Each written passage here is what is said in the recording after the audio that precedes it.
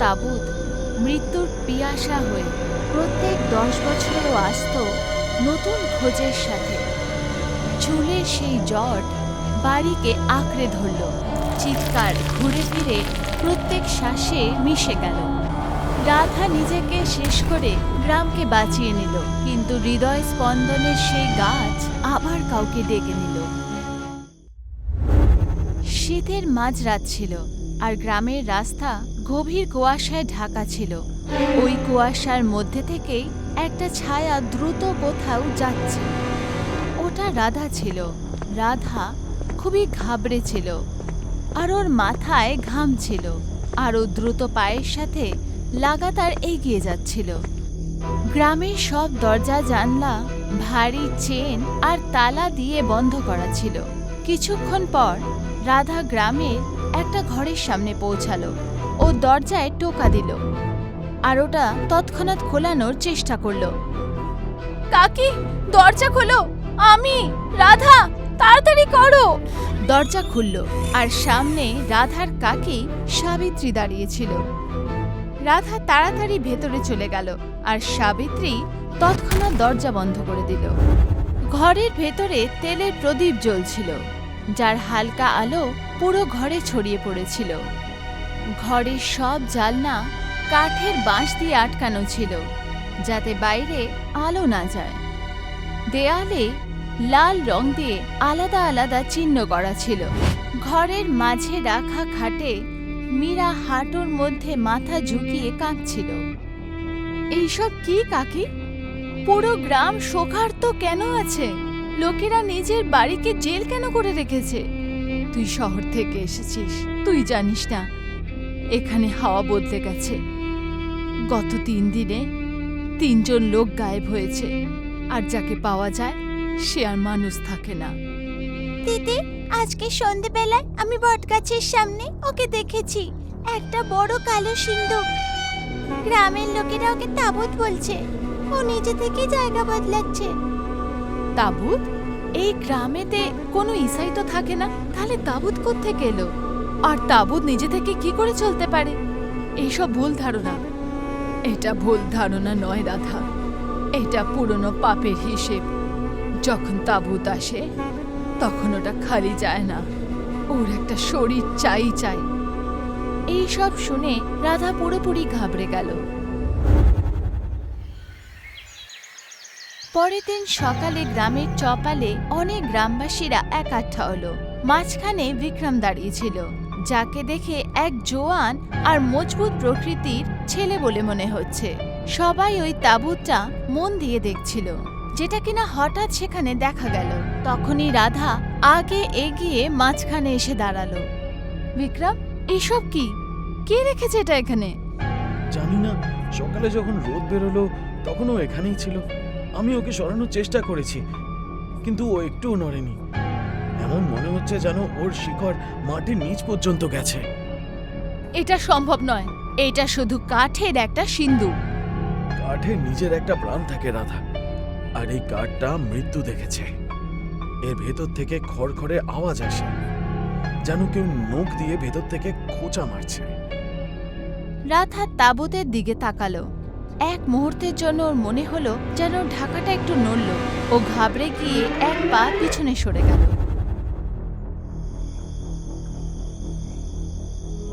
রাত্রিবেলায় রাধা ঘরে জানলার সামনে বসেছিল।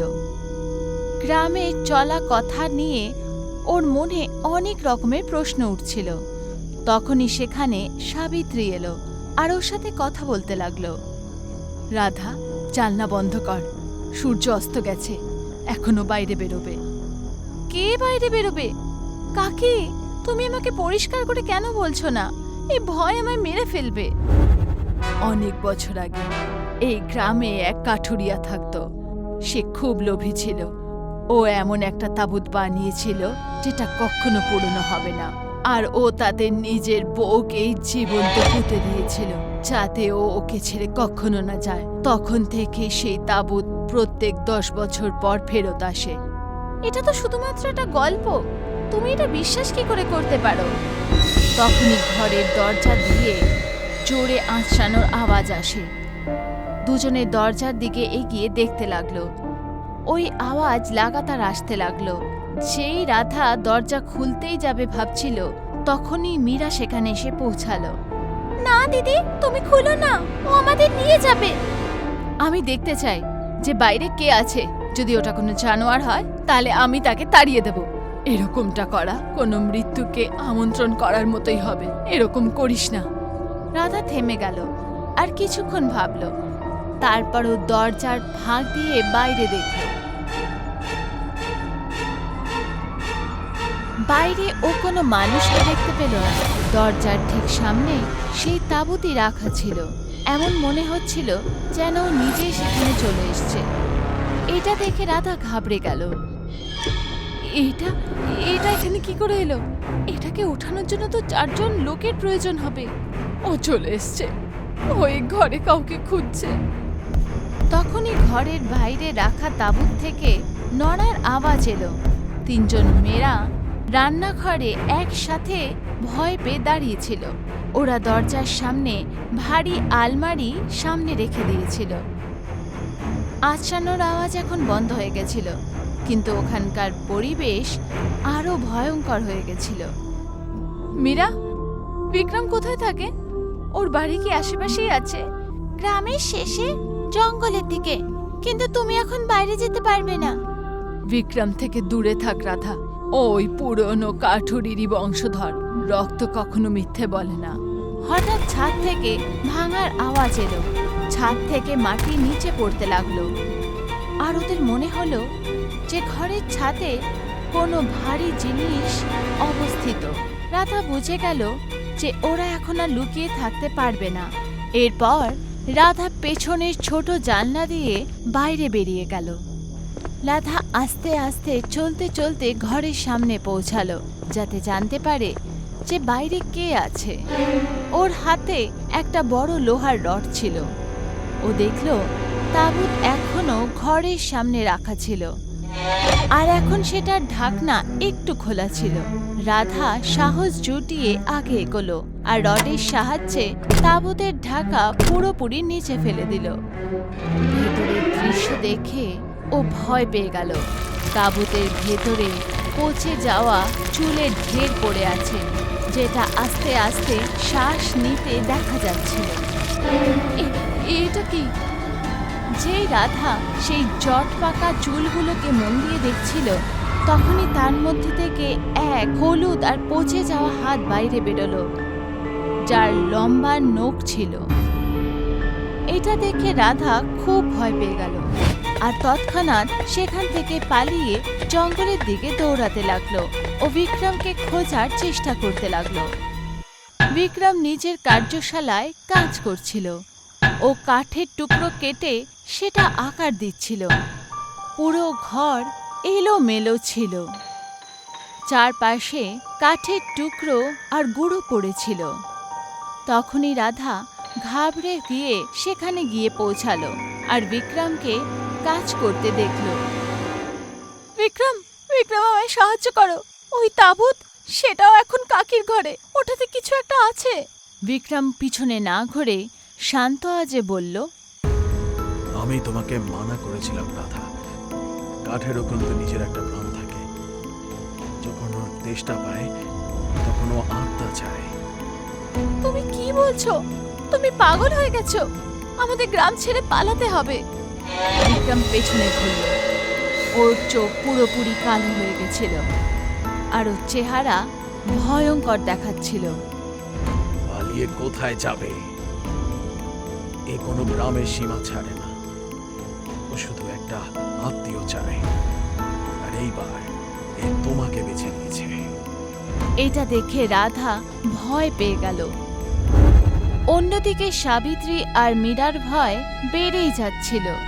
দরজার সামনে রাখা আলমারি জোরে জোরে নড়ছিল, যেন কোনো ভয়ঙ্কর শক্তি ঘরের ভেতরে আসার চেষ্টা করছে। মীরা, জানলার সামনে থেকে পালা, তাড়াতাড়ি কর। যেই মীরা উঠল, ঘরের প্রত্যেক কোণ থেকে চুলের রেশ আস্তে আস্তে ঘষতে ঘষতে বাইরে বেরোতে লাগলো। কিছুক্ষণের মধ্যে ওরা দুজনে চারপাশ দিয়ে ঘিরে গেল। তারপর সেই চুলগুলো মীরার পায়ের চারপাশে জড়াতে শুরু করলো। মা, আমায় বাঁচাও। সাবিত্রী তৎক্ষণাৎ উঠল আর মীরাকে পেছন দিকে টানার চেষ্টা করলো। রাধা পুরো শক্তির সাথে ঘরের দিকে আসতে লাগলো। ঘন কুয়াশার মাঝখানে ওর অনুভব হলো বিক্রম ওর পিছু নিয়েছে। ও দৌড়াচ্ছিল না, তাও প্রত্যেক মুহূর্তে ও রাধার অনেক কাছাকাছি চলে আসছিল। যেই রাধা পেছনে ঘুরছিল, বিক্রম আগের থেকেও প্রত্যেকবার এগিয়ে যাচ্ছিল। যেই রাধা বাড়ির সামনে পৌঁছালো, ও সামনের দৃশ্য দেখে ভয় সেখানেই থেমে গেল। তাঁবুত ঘরের ছাদে হাওয়ায় ভাসছিল আর চুলের রেশ পুরো ঘরকে ঘিরে ফেলেছিল। কাকি, মীরা, বাইরে এসো। যেই রাধা আগে এগিয়ে গেল, ও দেখলো ঘরের সামনে মাটিতে একটা গর্ত হয়ে গেছে, যেটা একদম সেই তাঁবুতের আকারেরই। রাধা সেটা পার করে আগে এগোলো আর যে কোনো উপায়ে দরজা খুলে দিল। ঘরের ভেতরে আসতেই রাধা দেখল যে ওখানে কেউ ছিল না। না সাবিত্রীকে দেখা গেল আর না মীরাকে। পুরো ঘরে শুধু পুরনো কাঠ আর মৃত্যুর মতো এক অদ্ভুত গন্ধ ছড়ানো। রাধা ওদের খুঁজতে খুঁজতে আগে এগোলো। তখনই ঘরের মাঝখানে সেই তাঁবুত আবার দেখতে পেল। এখন সেই তাঁবুত মাটিতে রাখা ছিল না, বরঞ্চ দরজার দিকে সোজা দাঁড়িয়েছিল। সেই তাঁবুত থেকেই বিক্রমের আওয়াজ শোনা গেল। ও ভেতরে আছে রাধা, ওটা ওটাকে আপন করে নিয়েছে, শুধু তোমার খামতি রয়েছে। এসব কি হচ্ছে? কি করেছো তুমি ওদের সাথে? আমি না, ও নিজেকেই করে নিয়েছে। এই গ্রামটাকে বাঁচানোর জন্য প্রত্যেক 10 বছরে একটা কুরবানি দিতেও হবে। তোমার চাচি এই কারণেই তোমাকে শহর থেকে ফেরত পাঠিয়েছিল। উনি জানতেন এইবার ওনার পালা, কিন্তু ও ওনাকে বেছে নিয়েছে। এটা শুনে রাধা ভয় তাঁবুতের দিকে দেখতে লাগলো।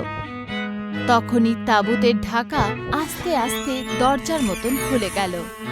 রাধা দেখল ওর ভেতরে সাবিত্রী আর মীরা ভেসে আছে। ওদের শরীর আস্তে আস্তে গলে তাঁবুতের মধ্যে মিশে যাচ্ছে।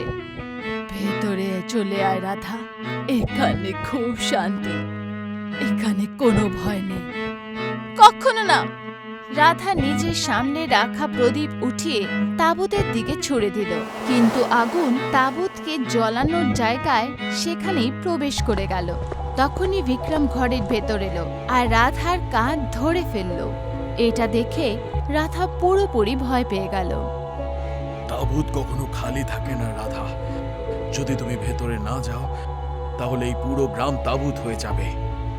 এর সাথেই চুলের রেশ রাধার শরীরে জড়াতে লাগলো আর ওকে পুরোপুরি জড়িয়ে ফেলল। যদি ওর একটা প্রাণ চাই, তাহলে ও সেই প্রাণই পাবে যে এটা শুরু করেছিল। রাধা কোনোভাবে বিক্রমের হাত ধরল। যেই ওটা করল, চুলের রেশ বিক্রমের হাতেও জড়াতে শুরু করলো। তুমি ওই কাঠুরের বংশধর না? তাহলে এটা তোমার বোঝা। দুজনে একসাথে তাঁবুতের ভেতরে চলে গেল আর ওর ঢাকা নিজে থেকেই বন্ধ হয়ে গেল। এরপর পুরো ঘর গভীর নিস্তব্ধতায় ডুবে গেল। এই ঘটনার পর গ্রামে আবার শান্তি ফেরত এলো। আগামী 10 বছর ধরে না কোনো ভয় দেখা দিল আর না কোনো তাঁবুতের চিহ্ন পাওয়া গেল। কিন্তু যেই জায়গায় সেই তাঁবুত দেখা গেছিল, ওখানে একটা নতুন গাছ জন্মেছিল। রাতের নিস্তব্ধতায় তার স্পন্দন শোনা যেত, যেন আবার কোনো নতুন জীবনের অপেক্ষা করছে।